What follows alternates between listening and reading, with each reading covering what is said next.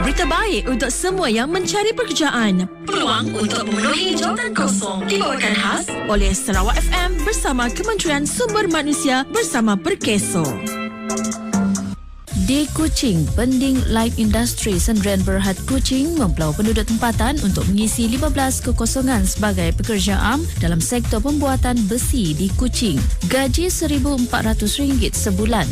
Cik Wan Kuching Sdn Bhd Kuching mempelau penduduk tempatan untuk mengisi 50 kekosongan sebagai pekerja am dalam sektor perladangan kelapa sawit di Kuching. Gaji RM1,200 sebulan. Sepang Kaya Sdn Bhd Kuching mempelau penduduk tempatan untuk mengisi 15 kekosongan sebagai pekerja am dalam sektor penginapan dan perkhidmatan di Kuching. Gaji RM1,500 sebulan. Sin Lili Sdn Bhd Kuching mempelau penduduk tempatan untuk mengisi 20 kekosongan sebagai pekerja am dalam sektor pembinaan di Kuching. Gaji RM1,200 sebulan. LTC Westgate Sdn Bhd Kuching mempelau penduduk tempatan untuk mengisi 40 kekosongan sebagai pekerja am dalam sektor pembinaan di Kuching. Gaji RM1,200 sebulan. R&D Construction Sdn Bhd Kuching mempelau penduduk tempatan untuk mengisi 300 kekosongan sebagai pekerja am dalam sektor pembinaan di Kuching. Gaji RM1,200 sebulan. R&D Construction Sdn Bhd Kuching mempelau penduduk tempatan untuk mengisi 100 kekosongan sebagai pekerja am dalam sektor pembinaan di Kota Semarahan. Gaji RM1,200 sebulan. Golden Hiap Fat Quarry and Premix Sarawak Sdn Bhd Kuching mempelau penduduk tempatan untuk mengisi 20 kekosongan sebagai pekerja am dalam sektor pembuatan dan membekal bahan kuari di Kuching. Gaji RM1,200 sebulan. Borneo Landmark Malaysia Sdn Bhd Kuching mempelau penduduk tempatan untuk mengisi 1 kekosongan sebagai penyelia dalam sektor taman permainan kanak-kanak di Kuching. Gaji RM1,500 sebulan.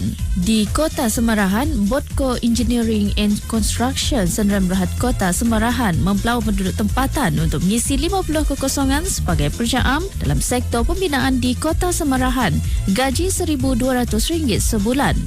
Di Serian, Botco Engineering and Construction Sdn Bhd Serian mempelau penduduk tempatan untuk mengisi 20 kekosongan sebagai pekerja am dalam sektor pembinaan di Serian. Gaji RM1,200 sebulan. Di Bintulu, Chuan Yu Mei Shi Bintulu mempelau penduduk tempatan untuk mengisi pelbagai kekosongan dalam sektor perkhidmatan restoran di Bintulu. Gaji RM1,200 hingga RM1,500 sebulan. DM Handling and Services Sdn Bhd Bintulu mempelau penduduk tempatan untuk mengisi 100 kekosongan sebagai pekerja am dalam sektor perlombongan kuari di Bintulu. Gaji RM46.15 sehari. Bintulu Container Services Sdn Bhd Bintulu mempelau penduduk tempatan untuk mengisi pelbagai kekosongan dalam sektor perkhidmatan di Bintulu. Gaji RM1,200 hingga RM1,400 sebulan.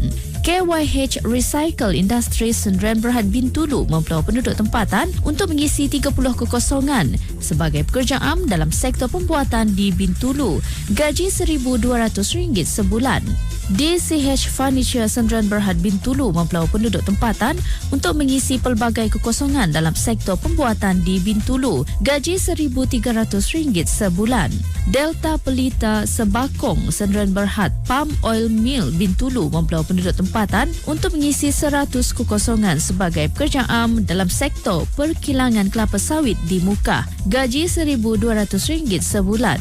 Di Kapit, Sino Hydro Corporation Malaysia Sdn Bhd Kapit mempelau penduduk tempatan untuk mengisi 2 kekosongan sebagai tukang kayu dalam sektor pembinaan di Kapit. Gaji RM1,800 sebulan. Dan di Miri, Lian Seng Trading Miri mempelau penduduk tempatan untuk mengisi 5 kekosongan sebagai mekanik dalam sektor perkhidmatan bengkel kenderaan di Miri. Gaji RM1,500 sebulan. Untuk maklumat lanjut, sila hubungi pejabat Perkeso yang terdekat atau mendaftar di portal pekerjaan Kementerian Sumber Manusia di bawah selian Perkeso iaitu My Future Jobs.